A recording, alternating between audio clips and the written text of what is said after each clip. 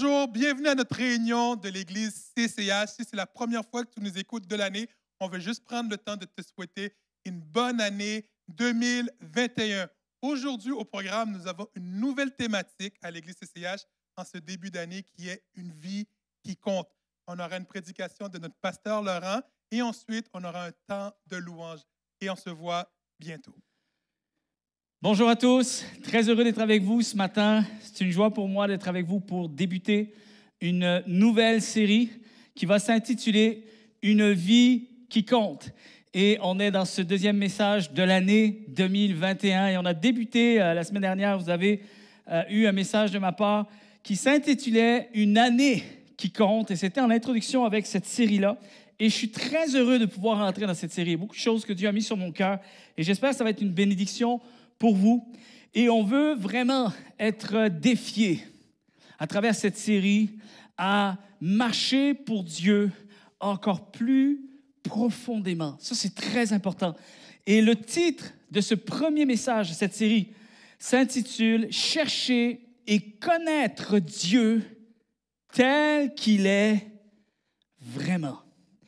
Et il y a un sous-message, vous savez, il y a un sous-titre à travers un titre comme celui-ci. Lorsque on veut être défié à connaître Dieu tel qu'il est vraiment, automatiquement, ça va avoir un impact sur notre façon de vivre. Et en même temps que l'on veut connaître Dieu tel qu'il est vraiment, ce que nous voulons, c'est également vivre réellement pour lui. Et je souhaite de tout cœur que nous puissions entrer dans cette série parce que nous allons voir des vérités tellement précieuses, des vérités qui, je l'espère, soient là pour nous défier et nous amener encore plus loin. Et si j'avais vraiment un résumé à travers toute cette série, il y a plusieurs choses qu'on va voir ensemble, mais mon désir, c'est que nous puissions vraiment communiquer des vérités afin de bien comprendre surtout les enjeux d'une vie qui compte devant Dieu. Vous savez, c'est très facile de pouvoir dire « Ah oui, je désire avoir une vie qui compte » pour Dieu, mais il faut bien comprendre les enjeux qui sont à l'intérieur d'une telle vérité. Et c'est parfois ce qui nous fait le plus défaut, c'est qu'on ne saisit pas bien l'enjeu de la vie chrétienne, l'enjeu de l'Évangile, l'enjeu de la vie de Christ dans notre vie. Et c'est pour ça qu'on a besoin de connaître, premièrement, Dieu tel qu'il est vraiment. De la manière dont il s'est révélé à nous, comment il est venu sur terre à travers Jésus-Christ, l'incarnation de Dieu lui-même. Et voici comme premier verset que j'ai déjà donné la semaine dernière à travers le message que nous avons vu. C'est le psaume 139, versets 16 et 17. Il est dit « Quand je n'étais qu'une masse informe, tes yeux me voyaient. Et sur ton livre étaient tous inscrits les jours qui m'étaient destinés avant qu'aucun d'eux n'existe. Que tes pensées, ô Dieu, me semblent impénétrables, que le nombre en est grand. » Je ne sais pas si vous avez déjà réalisé, mais ce texte nous parle de la souveraineté de Dieu. Nous parle d'un Dieu qui est au contrôle de toutes choses. Et on a voulu rentrer dans cette nouvelle année en réalisant que tout ce qui nous attend est déjà devant les yeux de Dieu. Amen. Tout ce qui nous attend. Et il y a ici aussi la portée d'une destinée. Ma destinée, la destinée de Dieu continue de s'accomplir. Amen. Mais il y a aussi ici une grande vérité pour une vie qui compte devant Dieu. C'est de comprendre les enjeux de notre destinée, la destinée que Dieu a pour nous. Et dans ce passage, comme nous allons voir aussi à travers l'évangile de Matthieu, il est question du règne de Dieu. Ici, tout est entre les mains de Dieu. C'est une grande vérité que David va exposer pour juste se rappeler à lui-même que Dieu a tout entre ses mains. La royauté de Dieu, la souveraineté de Dieu, le règne de Dieu pour vivre une vie qui compte. Nous devons comprendre les grands enjeux qui se cachent en arrière du règne de Dieu. Quelqu'un devrait dire Amen. Dieu est souverain et je le répète très souvent, hein, cette vérité, c'est quelque chose qui est imprégné dans ma vie. Je prie en fonction de cette vérité. Je vis en fonction de cette vérité. Je réagis face aux circonstances en fonction de cette vérité. Je veux me rappeler sans cesse à quel point Dieu est souverain. Ça apaise mon cœur. Ça me fait du bien de savoir que dans tout ce que je ne contrôle pas, Dieu contrôle toutes choses. Il est celui à qui tout appartient. Il est le roi de l'univers, nous l'avons déjà vu, roi de tout ce qui existe. Et lorsqu'on parle d'un roi, on parle d'un royaume. Lorsqu'on parle d'un royaume, vous savez comment on appelle les habitants d'un royaume? Des sujets. Des sujets. C'est juste pour faire notion au fait qu'un sujet est assujetti à un règne, à un roi. Et l'évangile de Matthieu, chers amis, j'aimerais vous exposer cette vérité en commençant cette série. Toute cette série, nous allons sortir des joyaux, des trésors, à travers l'évangile de Matthieu. Et Matthieu a été un auteur tellement perspicace. Vous savez, quand quelqu'un écrit, mais il sait ce qu'il écrit. Et en fait, en arrière de sa plume, il y a des grands messages. C'était prévu. C'est pas quelque chose qu'il écrit au hasard et ensuite on essaye d'interpréter le message. Non, avant même qu'il écrive, le message était déjà sur son cœur.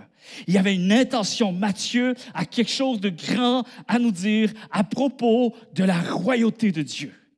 Parce qu'un roi vient automatiquement avec un royaume et à l'intérieur du royaume, il y a des sujets. Et voici maintenant ce qui est important dans Matthieu chapitre 2, au verset 2. Vous savez, j'aime bien commencer l'année avec cet évangile. En plus, ça fait écho avec la nativité. Vous savez, les messages sur Noël, ça fait écho. Mais c'est important de comprendre que ce n'est pas seulement le message de Noël qu'il y a à travers l'évangile de Matthieu. Parce qu'il y a plusieurs choses à comprendre. Vous savez, la Bible nous parle de différentes façons. Lorsqu'on étudie, lorsqu'on va même étudier la Bible à travers les collèges bibliques, moi, ça fait plusieurs années que j'étudie la théologie, on nous apprend à discerner les messages que la Bible nous donne. Et il y a différents outils, différents moyens, des indices à comprendre comment les auteurs ont écrit les choses pour que nous saisissions parfois des grands messages en arrière du message.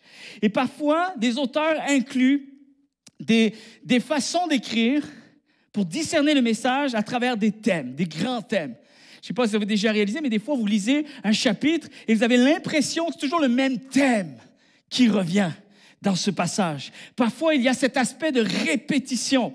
On répète les choses. Quand il y a des indications comme ça, souvent, notre regard chrétien, lorsqu'on étudie la Bible, doit apprendre à s'arrêter, ne pas aller plus loin, parce qu'il y a comme quelque chose que nous devons saisir bien particulièrement. Il y a plusieurs choses que je pourrais dire, mais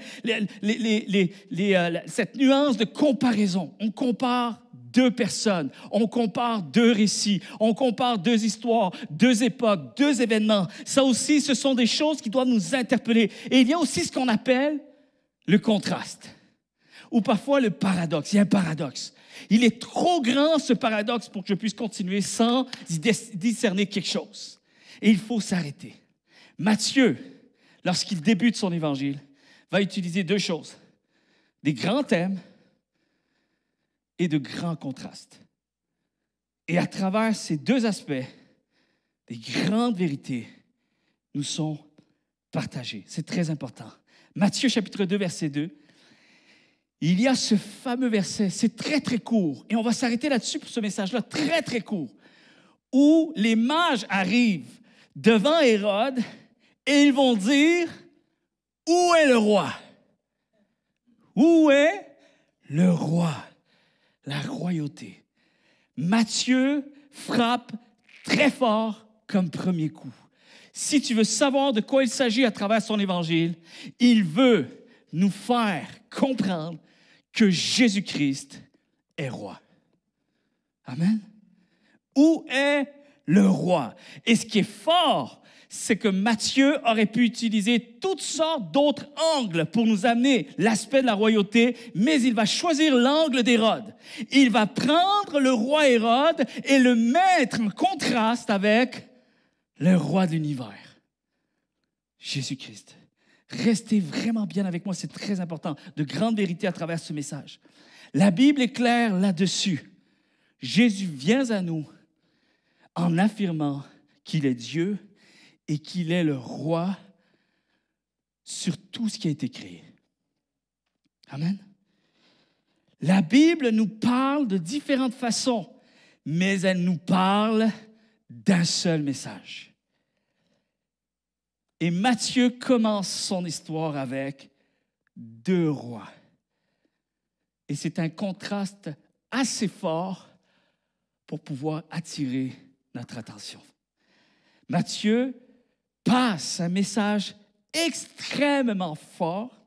Pourquoi? Maintenant, quand on lit les évangiles, juste ça, où est le roi? Imaginez un peu, la logique, qui est Hérode? Il est le roi. Quelqu'un d'autre arrive et dit, où est le roi? Hérode était en droit de dire, je suis ici. Et l'autre dit, non, pas vous, l'autre roi. Normalement, tout lecteur qui a le goût de saisir un petit peu plus en profondeur des vérités, des messages, qu'est-ce que Dieu essaie de me dire à travers ça? Normalement, on ne passe pas au chapitre suivant. On s'arrête. Il y a une logique qui est distorsionnée. Ce n'est pas logique. Ce n'est pas logique de mettre dans une histoire 2 rois. Parce que 2 rois pour un seul trône, ça n'existe pas. Il n'y a aucun royaume qui possède 2 rois. Aucunement dans l'histoire de l'humanité, jamais il y a eu de choses pareilles. Il y a un roi pour un royaume, jamais 2 rois pour un seul royaume. Vous y êtes? La logique, c'est de s'arrêter parce que Matthieu attire notre attention. Imaginez Hérode. Ça dit, Hérode fut troublé. C'est clair. Là, j'ai plus de difficulté à croire qu'Hérode était troublé. Mais voici ce que j'aimerais que l'on saisisse ce matin. C'est qu'ici, Matthieu ne fait pas le procès d'Hérode. Il fait le nôtre. Matthieu ne parle pas à Hérode. Au moment où il écrit l'Évangile, Hérode est loin en arrière. Il ne s'adresse pas à Hérode. Il n'a plus de leçons à donner à Hérode. Hérode est juste un outil de contraste pour nous amener un grand message qui nous concerne, nous. En fait, Hérode, faisons attention de ne pas le juger trop vite. Pourquoi? Parce que malgré la violence et la folie avec laquelle il va répondre, Matthieu parle à nous, lecteurs, et Matthieu s'adresse à chacun d'entre nous. Alors ne soyons pas trop sévères parce qu'il est possible que nous soyons un peu aussi, à quelque part, des Hérodes. Et voici ici. Pourquoi? Parce que Hérode, chers amis, c'est très important. Vous savez, il y a Timothy Keller a dit ceci. Si vous êtes le roi et que quelqu'un vient affirmer que c'est lui le roi, alors il va falloir que l'un des 2 abandonne ses prétentions. L'un des 2 doit abandonner le trône. Et symboliquement ici, il ne s'agit pas seulement d'un roi face à une nation bien humaine. Ici, symboliquement, il s'agit du trône suprême de la vie. Et donc, en l'occurrence, le trône suprême de notre vie ne peut pas être occupé par 2 personnes. Il n'y en a qu'une seule qui peut s'asseoir sur le trône de notre vie. Vous y êtes? Et voici ce que Matthieu est en train de déclarer, juste à travers Hérode, juste à travers l'histoire de 2 rois. Matthieu est en train de déclarer ici que Dieu est en droit de réclamer toute notre vie, et pas seulement certaines parties. Toute notre vie. Message très fort, peut-être un peu confrontant, peut-être beaucoup pour d'autres personnes, mais une vérité absolue. Hérode, chers amis, représente, ce n'est pas le procès d'Hérode dont il s'agit ici, c'est le procès de l'être humain. Parce qu'Hérode représente cette nature humaine qui fera tout pour garder le pouvoir absolu. Cette rage, cette folie qui va émaner de lui-même, sa réaction qu'il va avoir, ne soyons pas trop sévères à son égard, parce que je me demande jusqu'à un certain point à quel point parfois on peut ressembler à Hérode. Prêt à tout pour conserver le règne. Je ne sais pas vous, mais moi, je n'ai pas trop de difficulté à m'y retrouver là-dedans. Prêt à tout pour conserver le règne. L'histoire nous apprend qu'Hérode a assassiné même, et là on parle de l'histoire, on ne parle pas de la Bible, mais si on prend le temps d'étudier le personnage Hérode, on découvre très très vite que dans les archives, il y a aussi cet homme qui a assassiné nombre de membres de sa cour et de sa propre famille de manière à s'assurer de conserver le pouvoir absolu. Alors c'est certainement pas un individu qui arrive de nulle part qui va pouvoir prétendre prendre sa place. Parce que cet homme, Hérode, était doté d'une rare violence, même au regard des pratiques de l'époque, qui étaient déjà très avancées. Et merci Seigneur de ce que nous ne gérons plus les choses de la même façon, quoique malheureusement parfois dans certains pays, c'est autre chose. Alors c'était un roi sanguinaire qui faisait régner l'ordre par la peur, la contrainte, capable de s'en prendre aux plus faibles. Massacrer des enfants, des innocents, de manière à être sûr d'éliminer tout potentiel d'être détrôné de sa royauté.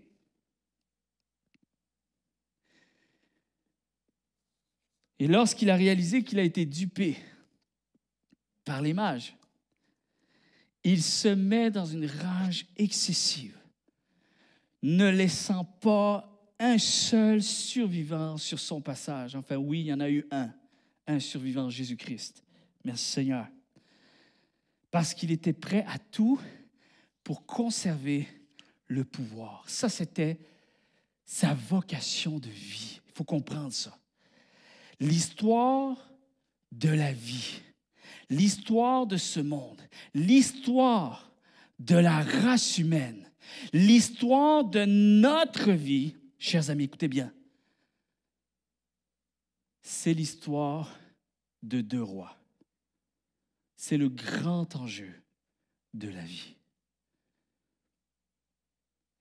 Et pour choisir Christ, il va falloir abandonner l'autre roi.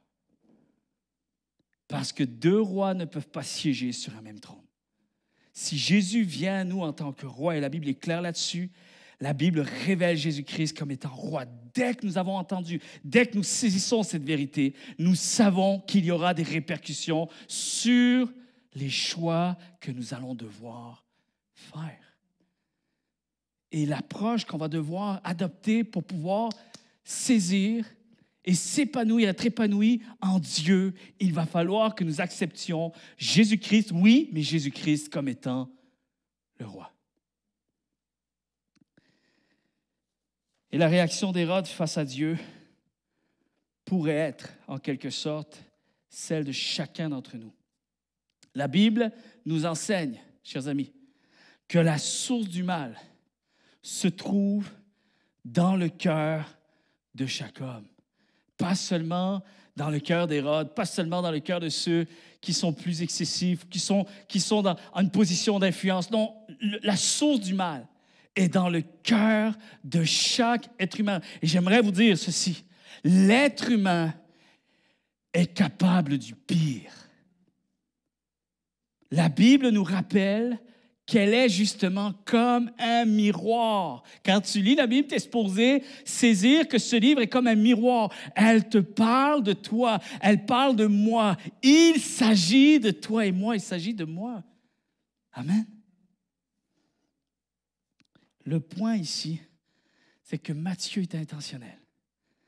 Parce que lorsque les mages arrivent et disent « Où est le roi ?» c'est exactement ce que Hérode veut éviter d'entendre. Il se bat depuis qu'il est tout jeune pour justement qu'un tel scénario n'arrive pas. Et voici maintenant le point que Matthieu veut nous partager. Et Matthieu prend le temps de souligner qu'il s'agit là du point le plus sensible d'Hérode. La royauté, le pouvoir, le contrôle, sa propre indépendance et sa pleine liberté. Ça vous dit rien? Moi, ça fait écho dans tout ce que je recherche à posséder, à maîtriser, à préserver et à garder pour moi-même. Et à quelque part, l'être humain regarde aller l'être humain. Regardons-nous aller. Qu'est-ce qu'on essaye de faire? On se bat et on est prêt à se mettre en quatre pour rechercher ces choses-là. C'est ce que l'on poursuit le plus au monde. Vouloir exister plus que les autres. Vouloir maîtriser, vouloir garder le contrôle. Je veux régner.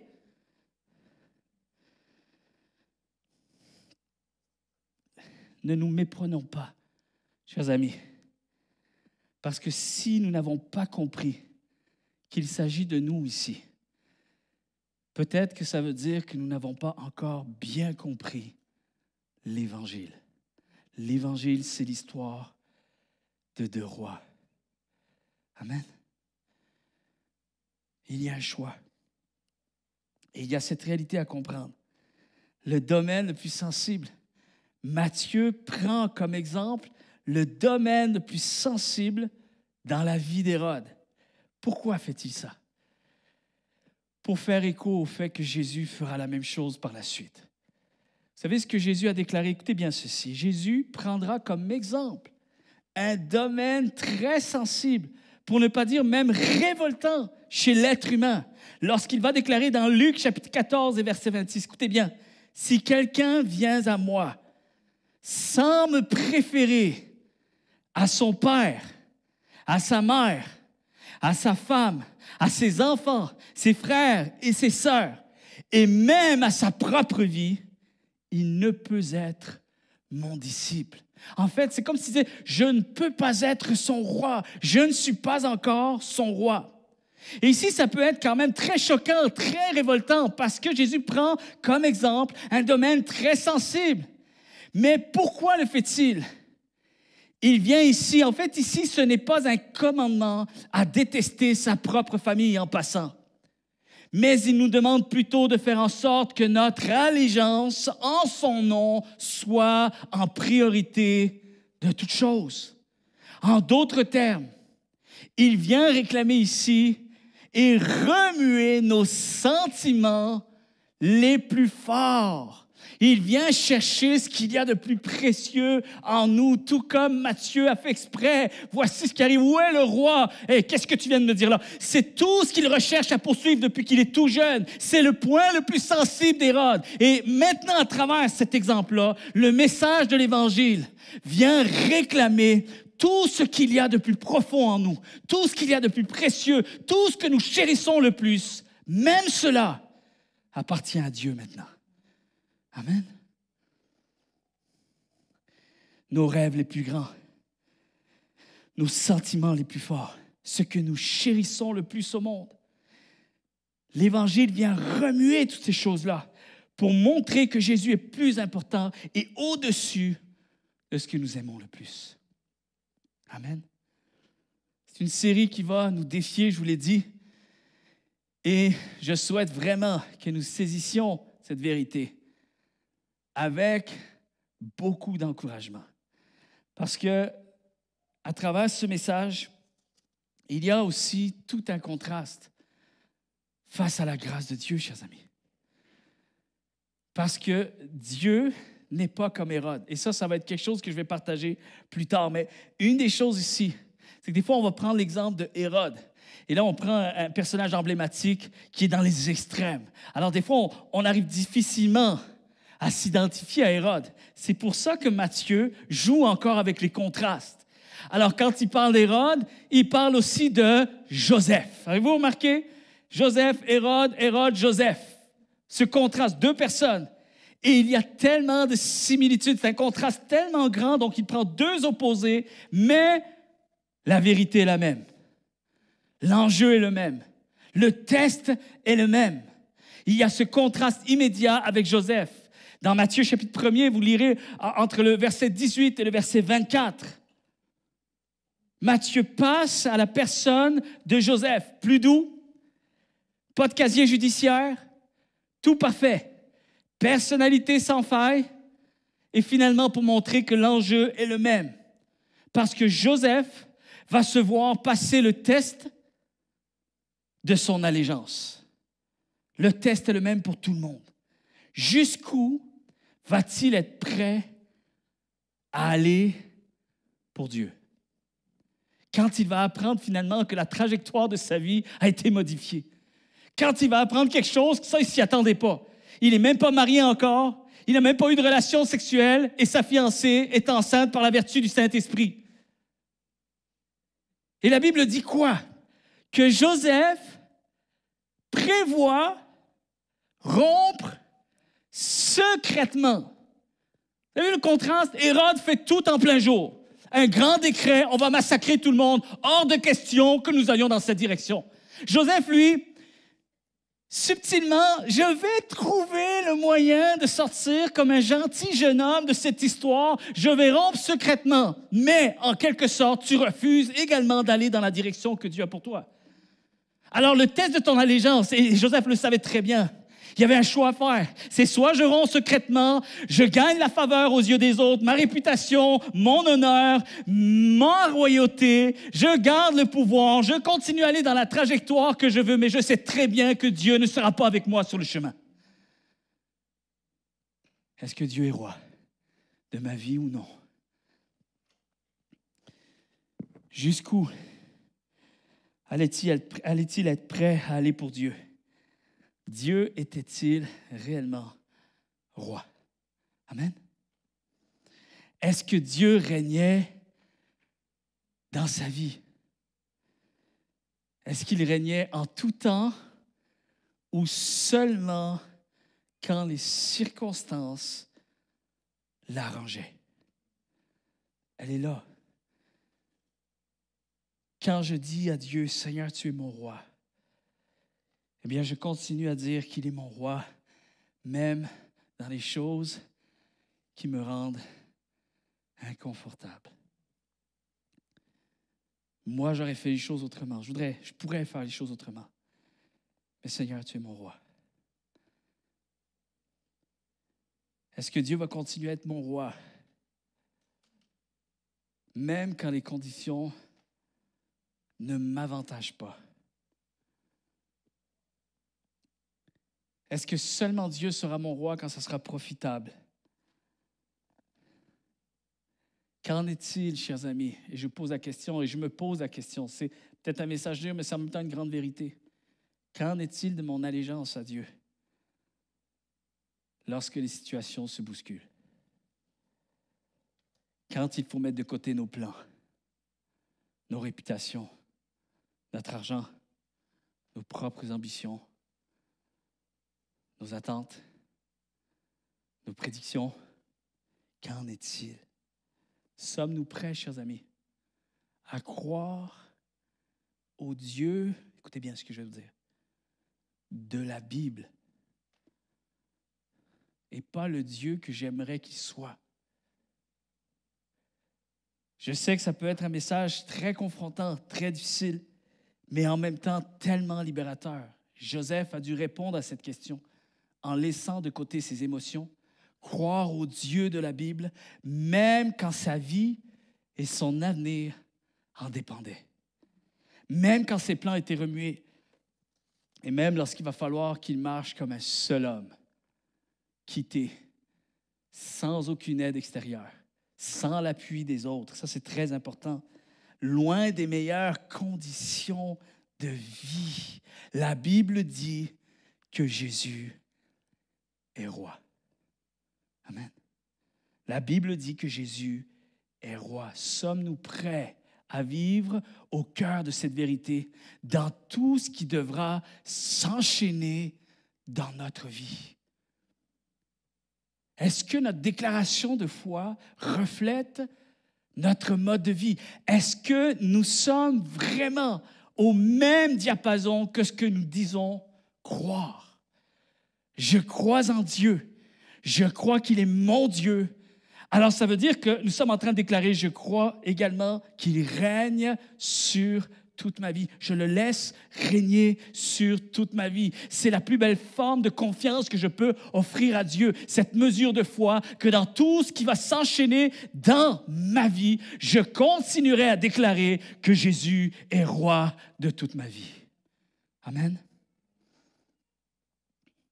Est-ce que nous sommes prêts à laisser notre amour pour Dieu être plus fort et plus grand que notre propre résistance naturelle? Parce que même à l'intérieur de nous, il y a deux rois.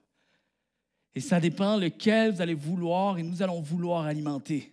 Quelqu'un a dit un jour, c'est comme à l'intérieur, j'ai comme deux chiens qui se battent férocement. Il y a un qui me pousse à faire le bien, l'autre qui me pousse à faire le mal. Et j'ai toujours tendance à vouloir que ce soit le bien qui l'emporte. Et lorsqu'il parle de ça à un psychologue, le psychologue, il dit, et lequel des deux l'emporte? Et l'homme a été assez honnête pour dire, je crois que c'est celui que je nourris le plus. Celui que j'alimente le plus. Maintenant, l'enjeu de la vie chrétienne, c'est pas parce que tu as découvert Jésus-Christ que tout allait être gagné d'avance. Je vous dis sincèrement, cet enjeu-là, jusqu'à la fin de notre vie, on va devoir y prendre garde. Cette lutte va être constante, continuelle. Il y aura toujours l'histoire de deux rois. Il y a celui qui est en haut et celui qui est en moi. Et il va falloir que je combatte et que j'accepte de combattre ce roi qui me tire vers le bas afin de laisser toute la gloire à celui qui veut m'amener avec lui pour l'éternité. Quelqu'un devrait dire Amen. Il faut que je réalise l'enjeu d'une vie qui compte pour Dieu. C'est un seul roi. Ce n'est pas l'histoire de deux rois. Oui, il y aura toujours un autre roi qui essaiera de venir de détrôner le roi de mon cœur qui est Jésus-Christ. Mais à la fin de tout, il ne peut y avoir qu'un seul roi sur le trône de mon existence. Et c'est là tout l'enjeu d'une vie qui compte pour Dieu. Malgré ce mal qui habite en moi et qui trouve sa racine première dans l'égoïsme, dans l'auto-justification, malgré même cette lutte en moi qui souhaite voir le monde entier tourner autour de moi. Est-ce qu'on s'y reconnaît, chers amis? Cette lutte est la même pour tout le monde. J'aimerais que les choses tournent autour de mes besoins. Ça, c'est ce roi en moi qui nourrit ses intentions, ses prétentions, cette ambition. J'aimerais que le monde tourne autour de mes désirs premiers. Ce désir bien camouflé. Et là, je parle de moi, chers amis. Je n'ai pas de difficulté à m'exposer, vous savez, parce que je crois, franchement, sincèrement, on a deux choix. Soit on le dit, soit on le cache. Mais ce n'est pas vrai que ce que je dis ici, personne n'y est exclu. Tout le monde est inclus dans cette vérité. Tout le monde, même l'apôtre Paul qui va dire « pas un seul est juste ». Pas un seul. Alors c'est très important ici. J'aimerais vous dire que ce roi à l'intérieur de moi, qui désire reprendre toujours le trône de ma vie, a toujours ce désir bien camouflé de ne pas vouloir servir Dieu et les autres, et plutôt nourrir cette soif de vouloir être servi. Ça, c'est celui que je dois faire taire. C'est celui même que je dois affamer pour qu'il ait de moins de force possible. Quand l'apôtre Paul il dit « combattez le bon combat de la foi », il ne parle pas de la chair et du sang, il parle de cette gravité, ce danger de religion, la religiosité, de penser pouvoir suivre Dieu seulement avec quelques options, quelques parties. Le bon combat de la foi, c'est la totalité de ce que la foi m'offre, sans exception. Ce désir constant de cacher les apparences tout en nourrissant secrètement le petit Hérode qui est en moi. Vous y êtes? J'espère que ça vous parle. Et puis lorsque ce n'est pas Hérode, alors c'est le Joseph qui est en moi, le petit Joseph qui est en moi, qui prévoit rompre secrètement, qui a le goût de vivre d'autres choses, qui est tanné de toujours penser à s'améliorer, à sacrifier, à penser aux autres, à donner plus que recevoir. Cette nature humaine, croyez-moi, il faut être honnête. En début d'année, comme ça, on ne peut pas juste regarder l'année devant nous. Hey, on fait comme si de rien n'était. Non, regardons le vrai combat en face de nous. Regardons la vraie lutte. Regardons les vrais enjeux afin que nous puissions vraiment entrer dans une vie qui compte réellement pour Dieu.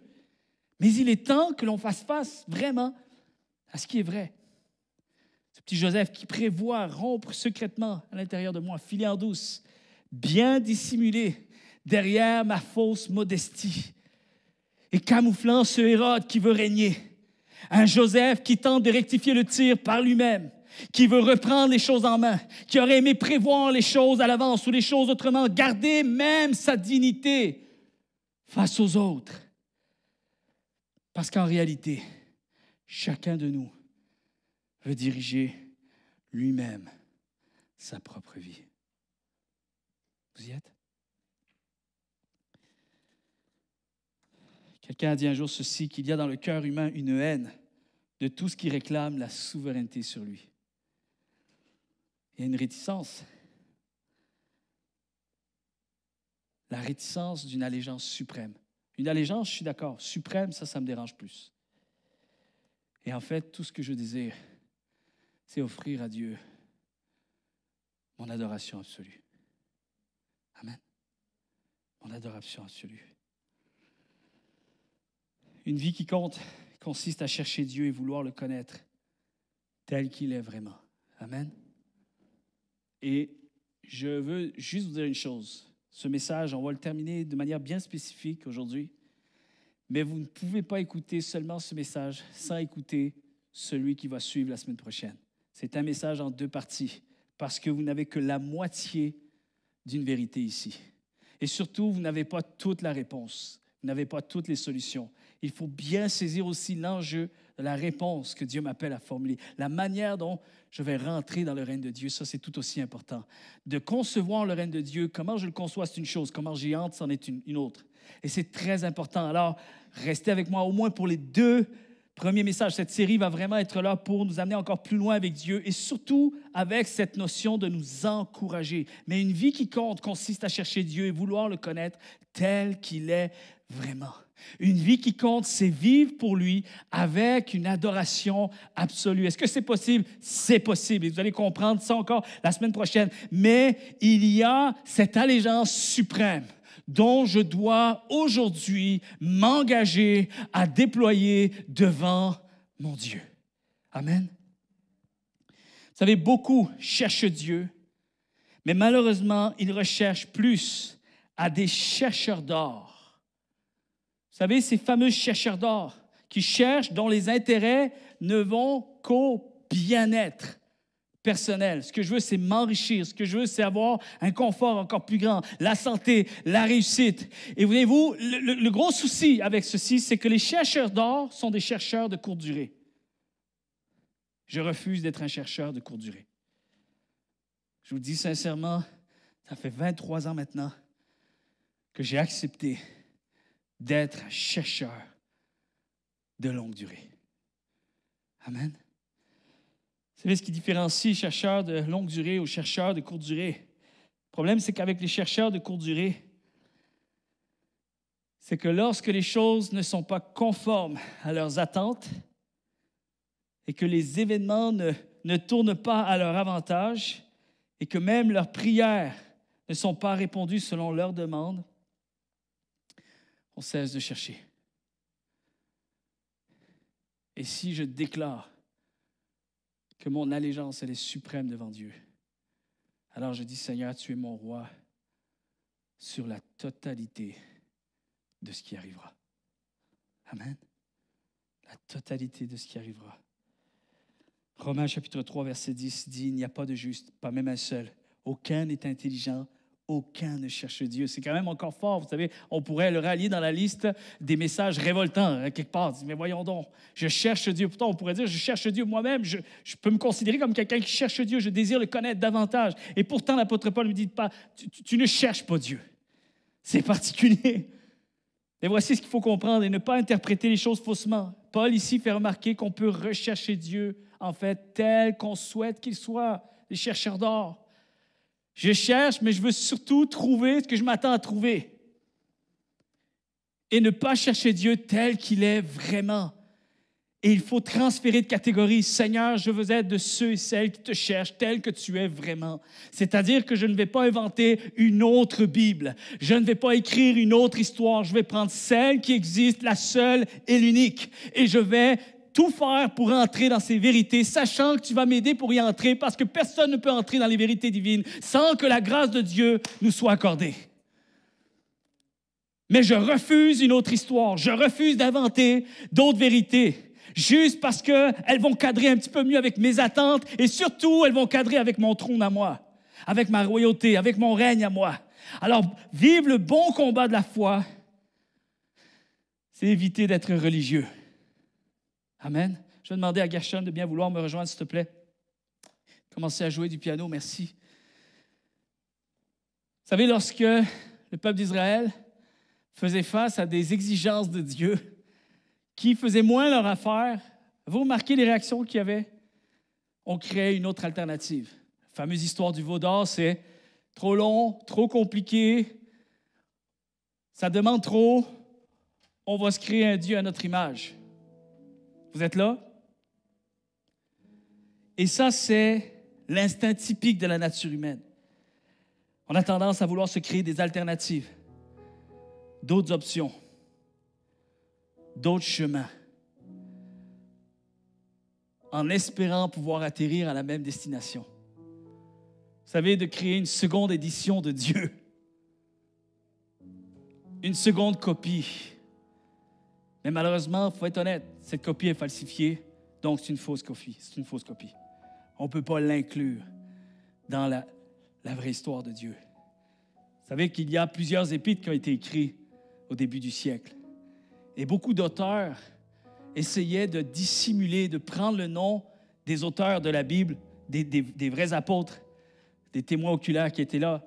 Et il y a des épîtres de Pierre qui n'ont pas été retenus dans la sélection de la Bible, en passant. Il y a des épîtres comme ça, il y a plein d'écrits comme ça. Et pourquoi ils n'ont pas été retenus? Parce que les pères de l'Église ont étudié fortement chaque aspect qui était indiqué à l'intérieur. Et il y avait certains points qui ne faisaient pas cohérence avec tout ce qui avait déjà été écrit. Et dès qu'on sentait qu'il y avait une seconde édition, une espèce d'alternative, un raccourci, un rallongement, des règlements de plus, on éliminait ça. Ça ne venait pas faire cohérence avec le vrai message, le message d'origine. Je refuse d'être un chercheur d'or, chers amis. Je veux être un chercheur qui va chercher la vraie histoire, celle qui est déjà écrite, celle que Dieu n'a pas eu besoin de moi pour l'écrire. C'est celle-là que je veux. C'est celle-là que je veux suivre jusqu'à la fin de mes jours. J'espère que c'est votre désir également. J'espère que c'est votre prière. Par la religion, nous tentons d'apprivoiser Dieu. C'est ça le gros souci, et d'en faire notre débiteur. Et vous savez pourquoi on veut suivre des règles? Parce que les règles nous sécurisent. Les règles, qu'est-ce qu'elles font? Elles donnent des pointages sur nous. Ça donne un tableau de pointage visible pour les autres. Donc, encore une fois, tu prétends faire les choses pour Dieu, mais en même temps, tu sais qu'il y a un certain retour d'approbation. Et là, on va dire, « Wow, quel homme de piété, quel homme spirituel qu'il est, regarde tout ce qu'il a accompli. » Et Jésus dit, « Laissez faire, enlevez-moi toutes ces règles. Quand tu pries, cesse de prier à la vue de tout le monde. Quand tu jeûnes, arrête d'être là tout à l'envers pour montrer que tu jeûnes et que tu pries. Ça se passe entre toi et Dieu. Arrête d'être un chercheur d'or. Arrête de faire les choses pour espérer recevoir encore un petit quelque chose en retour. Arrête de faire ça. Arrêtons de faire ça. Parfois, je suis obligé de me dire ça à moi. Je suis obligé d'employer mon propre prénom. Je rentre en prière le matin et je dis, « Laurent, arrête! Arrête de faire ça! Ce n'est pas le vrai évangile. Je ne suis pas en train de chercher le vrai Dieu. » On suit des règles pour que Dieu nous bénisse comme nous l'entendons. Et lorsque vous lisez les 5 premiers chapitres de l'Épître aux Romains, vous allez vous apercevoir que Paul affirme que les religieux, même ceux qui s'affichent comme disant croire en Dieu, sont tout aussi réfractaires à la souveraineté de Dieu que les non-religieux. En fait, on a tous le même problème.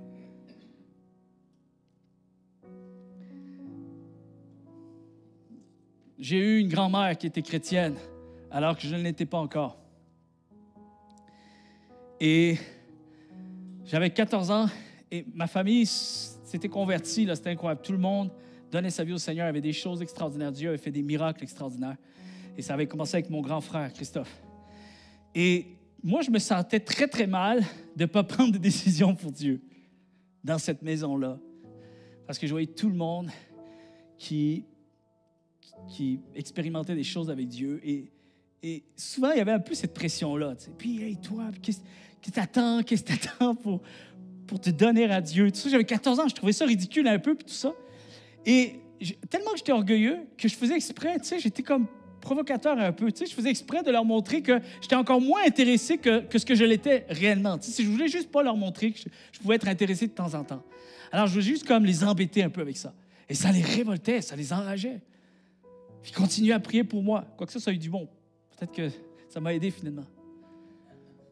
Et un jour, ma grand-mère, très sage, elle dit, viens ici, on va prendre le chocolat chaud ensemble. Il n'y a personne, c'était le matin très tôt. Elle dit, pourquoi? Tu sais très bien ce que Dieu fait dans la famille. C'est tellement évident, tellement des miracles qu'il y a eu dans notre famille. Pourquoi tu ne veux pas suivre Jésus-Christ? J'avais 14 ans, je lui ai dit, mais parce que je ne suis pas prêt. Elle dit, qu'est-ce que tu veux dire? Parce que j'ai compris qu'être chrétien, c'est vivre pour Dieu. Et si je suis honnête avec moi-même, je n'ai pas encore statué sur mon cœur.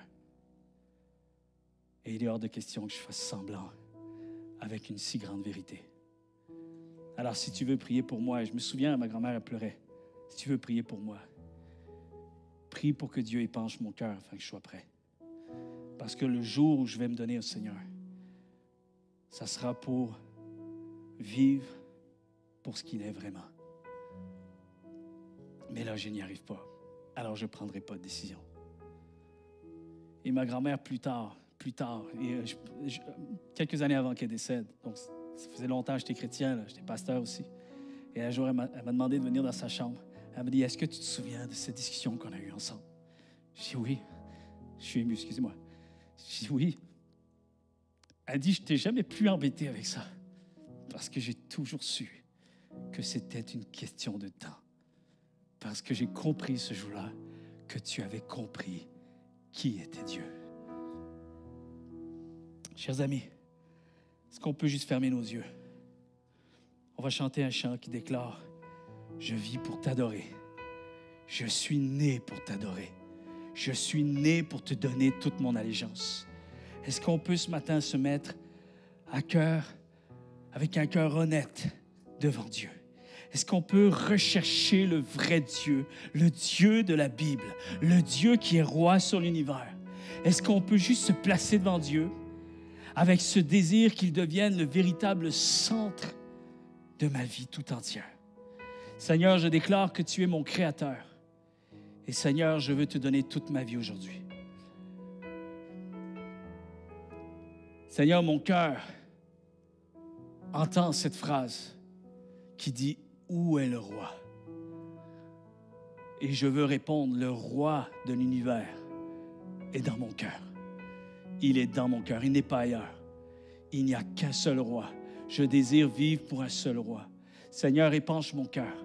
Seigneur, prépare mon cœur également à entrer dans une vie qui compte. Seigneur, à travers cette série, beaucoup de vérités que tu révèles à mon cœur, Seigneur. Et je souhaite que nous puissions saisir avec une plus grande profondeur tout ce que tu vas partager à nos cœurs, tout ce que tu commences à faire. Je prie qu'en cette semaine, mon Dieu, il y ait quelqu'un qui puisse trouver le chemin qui mène à toi, avec ce cœur et ce désir sincère de vouloir te suivre. Peut-être pas parfaitement à tous les jours. Peut-être que le parcours sera parsemé de difficultés, d'incompréhension, de difficultés, peut-être au niveau des sentiments. Peut-être certaines choses vont nous révolter, Seigneur. Mais je crois qu'à l'intérieur de nous, il peut y avoir une décision aujourd'hui qui déclare, Seigneur, malgré les circonstances qui vont me déstabiliser, qui vont, Seigneur, me rendre inconfortable. Seigneur, je ne veux jamais remettre en question le fait que mon cœur s'engage pour toi. Et je suis prêt, Seigneur, à te donner toute mon allégeance, Seigneur, parce que je réalise que tu es le roi de ma vie. Seigneur, on te remet toutes choses et que ta grâce se manifeste maintenant, pleinement. Au nom de Jésus-Christ, on a prié. Et tout le monde déclare un vrai et un grand Amen. Soyez avec nous pour le deuxième message de cette série. Et soyez bénis.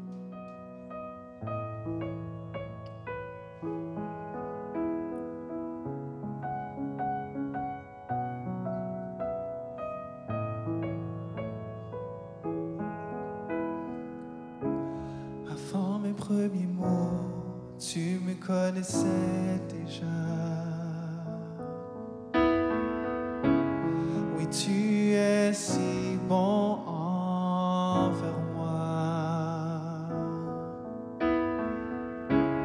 Avant mon premier souffle, tu mis ta vie en moi.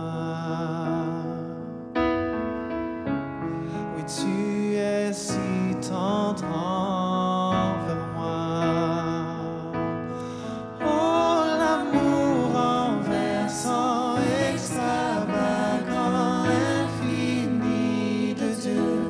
Sans faiblir, il me cherche, il me poursuit, me ramène à lui.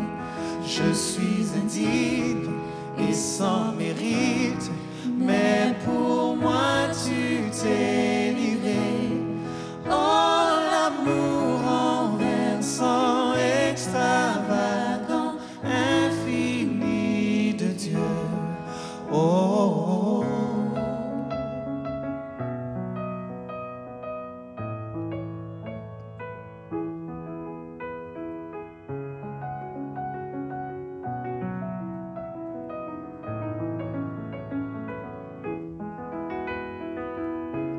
Je te rejetais, sans relâche tu m'aimais.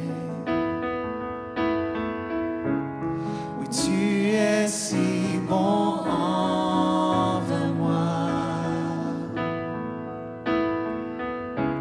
Je me sentais vain, tu m'as offert la croix. Oui, tu es si tendre envers moi. Oh, l'amour renversant, extravagant, infini de Dieu. Sans faiblir, il me cherche, il me poursuit, me ramène à lui. Je suis indigne et sans mérite, mais pour moi tu t'es livré. Oh, l'amour renversant, extravagant, infini de Dieu. Oh, oh, oh.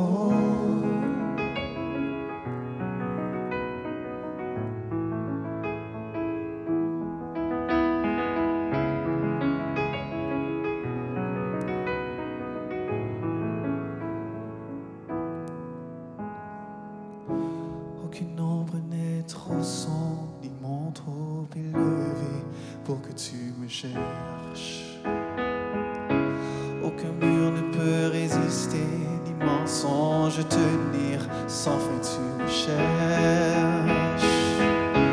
Aucune ombre n'est trop sombre, ni mon trop élevé pour que tu me cherches. Aucun mur ne peut résister, ni mensonge tenir, sans fin tu me cherches. Aucune ombre n'est trop sombre, ni mon trop élevé pour que tu me cherches. Aucun mur ne peut résister, ni mensonge tenir, sans fin tu me cherches. Aucune ombre n'est trop sombre, ni mon trop élevé pour que tu me cherches. Aucun mur ne peut résister, ni mensonge tenir, sans fin tu me cherches. Oh, l'amour renversant, extravagant, infini de Dieu. Sans faiblir, il me cherche, il me poursuit, me ramène à lui. Je suis indigne et sans mérite, mais pour moi tu t'es livré. Oh, l'amour renversant, extravagant, infini de Dieu. Oh, l'amour renversant, extravagant, infini de Dieu. Sans faiblir, il me cherche, il me poursuit, me ramène je suis indigne et sans mérite, mais pour moi tu t'es livré. Oh, l'amour renversant, extravagant, infini de Dieu.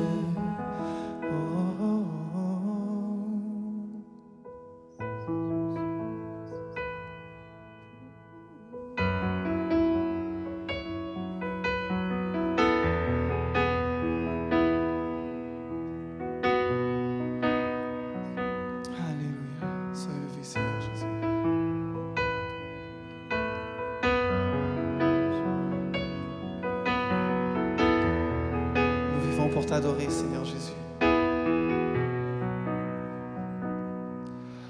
Pour t'adorer, je vis. Pour t'adorer, je vis. Je vis pour t'adorer.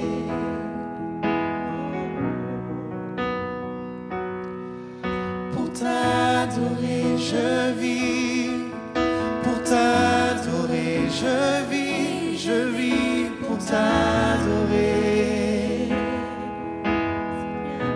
pour t'adorer, pour t'adorer, je vis, pour t'adorer, je vis pour t'adorer,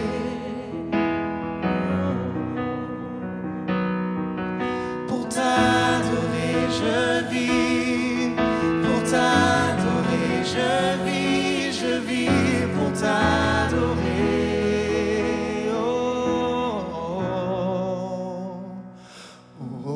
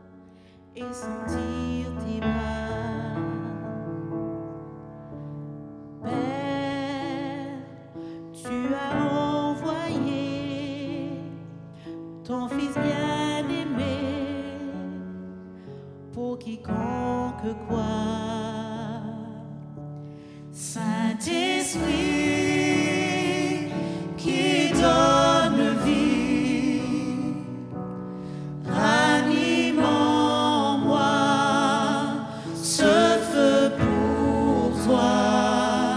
Saint-Esprit, viens par ta pluie, rafraîchis-moi.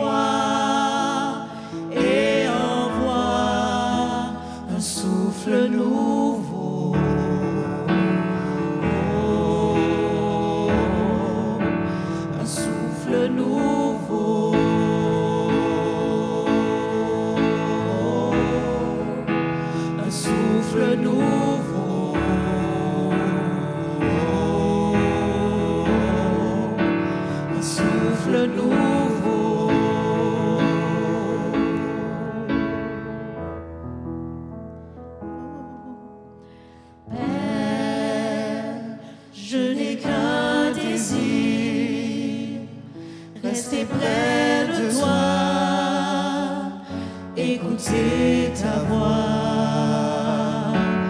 Oh Père, tu m'as tout donné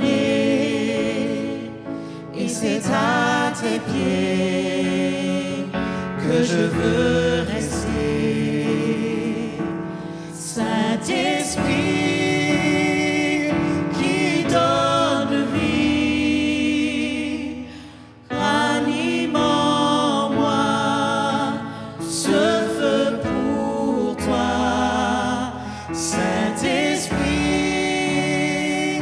viens par ta pluie, rafraîchis-moi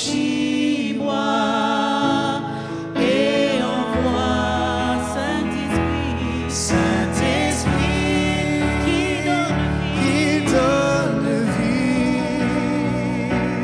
ranime en moi ce feu pour toi. Saint-Esprit, viens par ta pluie, rafraîchis-moi et envoie un souffle nouveau,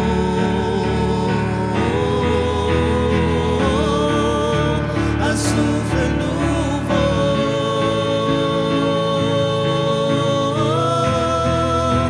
un souffle nouveau,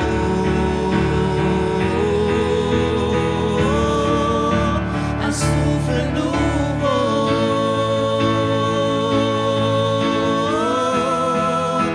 un souffle nouveau,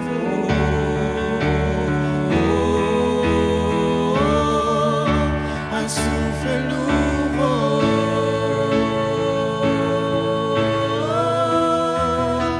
un souffle nouveau,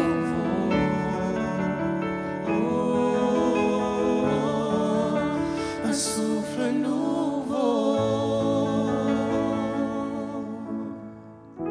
Saint-Esprit, envoie en nous. Ce matin, demandez à Dieu que son Saint-Esprit puisse nous ranimer en ce début d'année, que Dieu puisse prendre la place qui lui est, la place qu'il mérite dans nos vies. Ce matin, demandons-lui, approchons-nous de lui, demandons-lui de nous accompagner chaque jour de notre vie, parce que nous avons besoin de la présence de son Saint-Esprit dans nos vies pour nous guider chaque jour. Oui, Seigneur, nous avons besoin de toi. Saint-Esprit, viens ranimer ta flamme en nous. Ranime ton feu en nous ce matin. Ranime-nous chaque jour, Père. Nous avons plus de toi, plus besoin de toi chaque jour, Père éternel. Prends ce temps ce matin. Demande au Saint-Esprit de ranimer sa flamme en toi. Chaque jour, de demander de t'accompagner. T'accompagner. Nous avons besoin de sa présence. Nous allons reprendre ensemble. Cet esprit, toi qui donnes vie, viens ranimer cette flamme en nous ce matin. Saint-Esprit qui donne vie, ranime en moi ce feu pour toi. Saint-Esprit, viens par ta pluie, rafraîchis-moi et envoie comme une prière. Saint-Esprit qui donne vie, ranime en moi ce feu pour toi. Saint-Esprit, viens par ta pluie, rafraîchis-moi et envoie un souffle nouveau.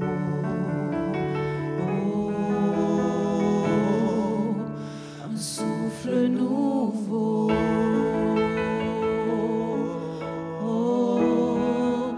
Un souffle nouveau.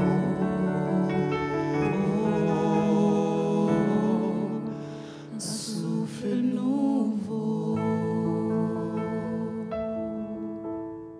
J'espère que tu as été béni. J'espère que Dieu t'a touché. J'espère que Plein de choses se passent en toi. Si tu as des questions, n'hésite pas à nous contacter. Et au bas de l'écran, il y a des adresses qui vont apparaître. Tu peux nous rejoindre soit par les réseaux sociaux, soit par courriel, de différentes manières. N'hésite pas à nous contacter. On est là pour répondre à tes questions et à tes besoins. Comme à tous les dimanches, nous avons aussi des capsules pour nos enfants sur notre chaîne YouTube. Donc, mettez vos enfants devant l'écran qu'ils puissent avoir aussi leur réunion à eux. Donc, à partir de 11h30 sur notre chaîne YouTube, nous avons du contenu pour les enfants, pour nos enfants. Si vous voulez contribuer financièrement à l'œuvre du CCH, n'hésitez pas à nous contacter. Il y a différentes manières de le faire. Juste en bas de l'écran, toutes les informations nécessaires à cela apparaîtront. Sur ce, je vous souhaite un bon dimanche. Soyez bénis et encore une autre fois, bonne année 2021. Tout ça par la grâce du Seigneur. Soyez bénis.